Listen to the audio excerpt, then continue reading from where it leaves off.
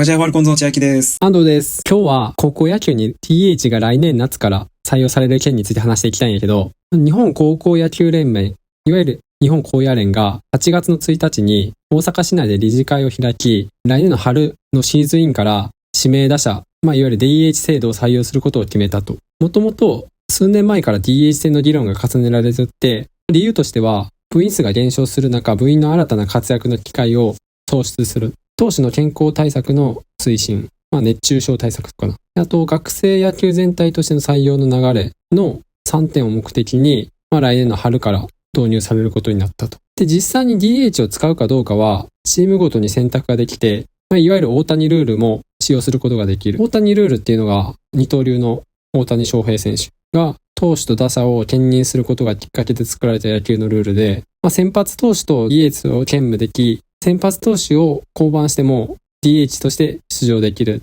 という、本当に大谷が二刀流やからできた新しい野球のルールなんやけど、全国の高校の公式野球部に所属する部員の数っていうのはもう年々減っとって、もう11年連続で減少しとるって言われとるぐらい減っとんのね。少子化やな。野球人気も含めて手こ入れって言ったらあれやけど、こういう流れでDH 制を本格的に採用することになったんやけど、そもそも DH 制とは何かという話なんやけど、これは野球において守備をせずに打撃だけを専門に行う選手のことで、DH は投手の代わりに打席に立ち、打撃と守備を分担する。簡単に言うとピッチャーの代わりに打席に入る打者のことで、ピッチャーはその試合はもう打席には立たんっていうのがDH 制。ピッチングに専念するっていうことやな。日本の野球でもパリーグは採用して、セリーグは採用してないっていうなんやけど、DH 制がもたらす効果としていろいろ挙げられとって、一つ目が、投手の負担軽減。シンプルに投手が打撃の練習とか、打席で怪我をする心配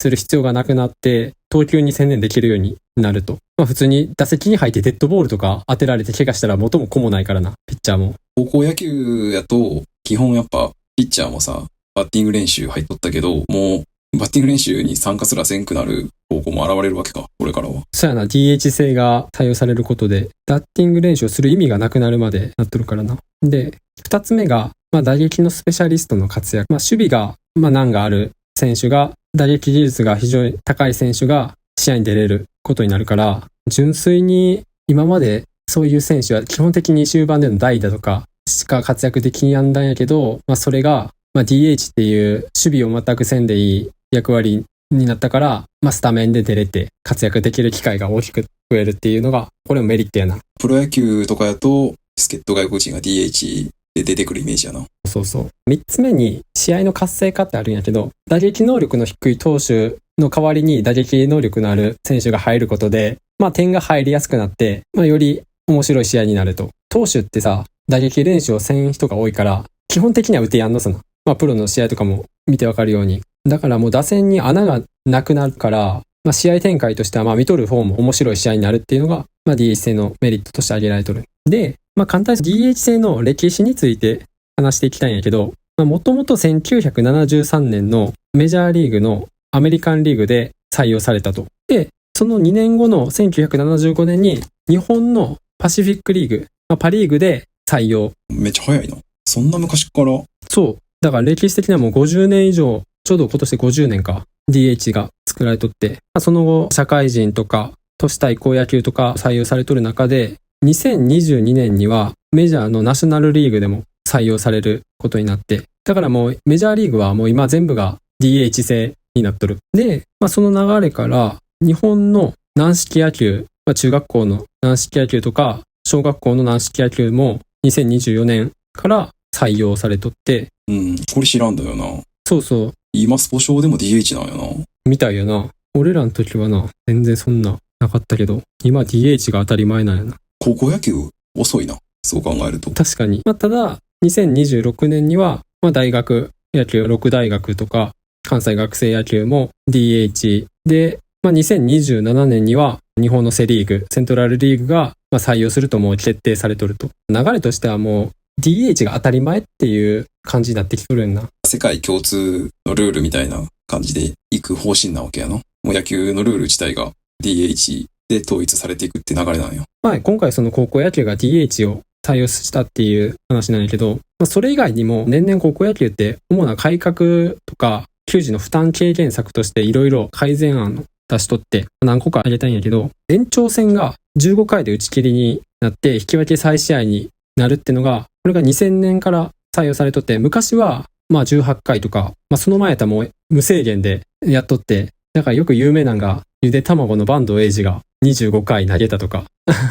それって1日でってこと？ 1日で。あ、そうなんや。延長18回の激闘とか昔はよくあったんやけど、それが延長15回で打ち切りになる。昔の野球漫画とか18回までやってるもんな。そういうイメージある。ドカベンとか。あ、そうそう、平均でな。第3野球部とかな。ボロボロになるまで投げとるイメージあるわ。激闘懐かしいな。一人でな。延長の話で言えば、2018年からはタイブレーク制って言って、延長13回からランナーを置いた状態で、点を入りやすくするっていう。点が入りやすい状態で始めるってことかな。そうそう。で、あとは、投手に1週間500球の球数制限っていうのも2020年の春から採用されとって。じゃあ全試合完投するっていうのは無理なんか、甲子園で。そうやな。150球ぐらい投げるもんな、1試合で。投げるな、完投したら。で、あと、2023年に5回終了時にクーリングタイムっていうのが新設されて、昔はグラウンド整備ぐらいの休憩の時間やったけど、今はもうがっつりクーリングタイムっていう時間を取って、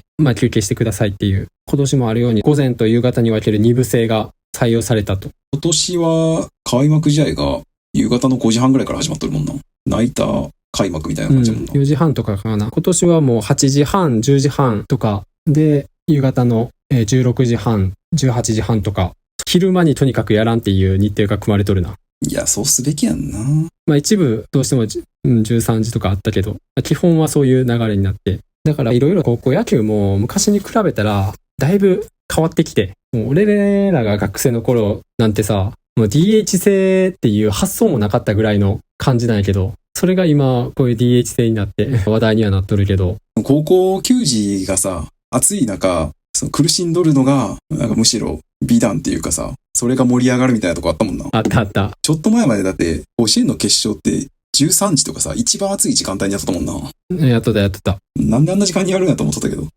いろんな商業的な理由もあると思うけど、でも実際さ、DH 制にすることで、高校野球ぐらいやったらさ、だいたい上手いやつってエースで4番みたいなやつもいっぱいおるから、結局解除して試合に出さざるを得ん弱小校と DH に専念していいよ、もうバッティング練習だけしていいよっていう強豪校との格差が、それはそれで広がる気がするんよね。そもそもピッチャーをさ、始める過程がさ、その小さい頃からさ、野球が一番上手い子がピッチャーもやってっていう流れで高校まで来るから、だいたいそのピッチャーがバッティングも一番いいみたいなケースは多いよな。そうそう。選手層がさ、厚い学校とかが有利になるんじゃん。より格差が広がる気がする。そもそも野球ってさ、あんまり守備とさ、バッティングであんまり親和性ないからさ。そうやな。やっぱ守備全然うまくいかんけど、バッティングすごい上手い子っていうのはおるから、そういう意味ではやっぱ出場機会が増えるっていうのはいいことかなと思うけどな。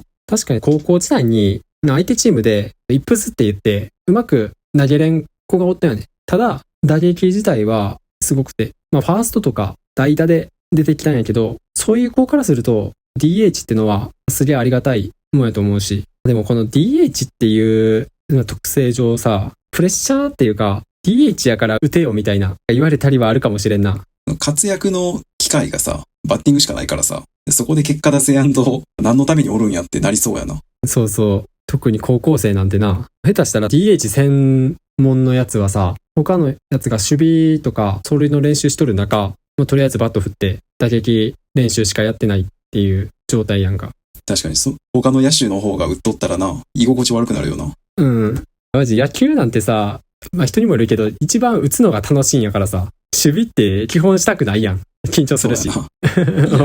だからさ、もし俺も学生時代に DH 制度があったら、DH やりたいけど、やったらやったで、プレッシャーとかも強いし、打撃なんて3割打てれば十分って言われてる世界でさ、そんな毎試合毎打席活躍を求められてさ。DH で出るってなったらさ、それなりにいい打順を打つわけやろ。うん。DH で8番とか9番とかあんまないもんな。何のための DH なんやっていう言われかねんからな。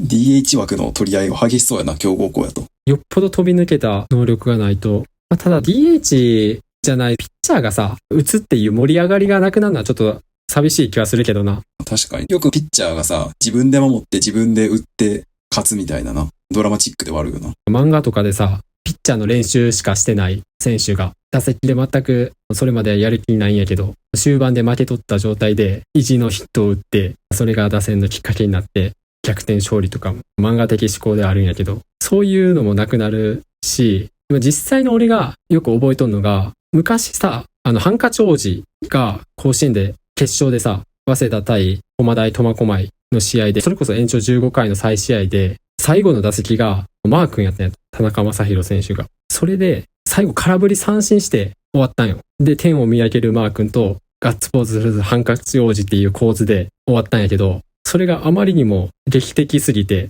すげえその瞬間の映像だけも脳裏にまだ浮かんどんのさな。だからそういうのも見れなくなるし、メディア的にもやっぱそういう感動ポルノがなくなるっていう痛さはあると思うよね。でも、部活やからな。スポーツやから。プロ野球とかやったらわかるけど、見とる人のためにやっとるわけではないからな。高校野球に関しては。まあそうなんやけど、もはや。見とる側はドラマを求めてしまうけどな。そうそう。もう一部活ではないんよね。高校野球ってもう。エンタメのコンテンツ化しとるよな。だって他のさ、部活でさ、NHK でさ、毎試合やって、特集も組まれて、夏の風物詩みたいになっとるなんて、高校野球が知名度が上がりすぎて、そうせざるを得ん状況になっとるわけやから、メディアもな、ドラマを求めとるわけや。そうそう、求めとる。DH 制さ、基本的に高校野球に導入することに賛成しとる人が多いんやけどさ、見とると、反対意見はさ、そういう感じな。ドラマ見れやんくなるとかさ。そうやろ。だって反対する理由って、合理的な理由はないよな。ない。二刀流が生まれにくくなるぐらいか。初めから選手の才能を潰しかねんってことかな。もう小学校の時点でさ、DH 制の廃止なんてなったらさ、もうピッチャーしかやらんやつはずっとピッチャーの練習しかせんでいいみたいになって、そのまま中学高校って上がって、打撃練習を全くせんくなってしまうかもしれんし。野球においても、じゃあピッチャーって完全に分業制なんか。そうなってくるな。もはや。そういう流れになっとる。打って守って投げて打ってっていうのが本来の野球なんじゃないの？両方できてこその野球なんちゃうの？そうなんよ。俺もそっちの考えなんやけど、もうそれは老害的発想になってるかもしれん。こんなん言ったら、またそんなこと言っとんのかよみたいな。でも本来そうあるべき姿やね。その野球のセンスがあるとか野球の才能があるっていうのはそういうことなんじゃないの？打てて守れて。いや、本来そうやね。そういう競技なんやから。ただやっぱこれも時代の流れよ。確かに他のスポーツでもバレーボールやったらリベロがおったりとか、ブロックだけの選手がおったりとかもするから、分業するのがやっぱチームとして強くなるためには、そういうやり方もありってことやな。今この DH 制の導入っていうのは、そのチームの勝利至上主義っていうか、一部活を超えて勝ちにこだわるチーム作りってことやんな。そう。教育の一環っていうよりは本当にスポーツ選手、スポーツチームとしてのあり方ってことやんな。選手の負担軽減っていうんやったら、個人的にはさ、野球ってさ、一回出とった選手がベンチに下がったらもう出てこれやんっていうルールになっとるやんか。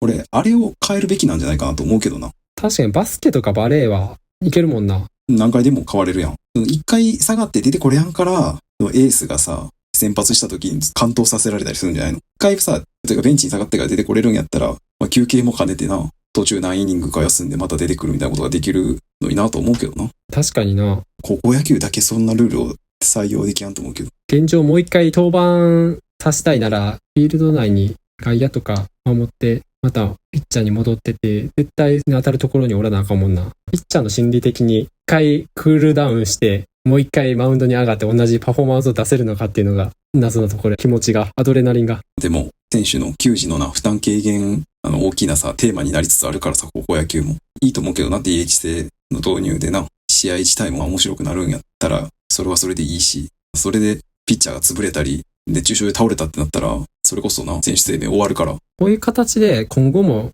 高野連がいろいろ案とか出してだんだん高校野球変わっていくと思うから、試すことに関しては全然やってもらったらいいと思うし、俺らはもうオールドファンとして見ていくしかないやん。そんな感じで今日は高校野球に DH が来年夏から採用される件について話してみました。ありがとうございます。ありがとうございます。このチャンネルではこんな感じで普段気になった出来事やニュースを雑談形式で配信しています。どのチャンネルかわからなく前にチャンネル登録とまた高評価の方お願いします。あと個人的に蒸されたいっていうブログを運営してて週に1回更新してるので読んでくれたら嬉しいです。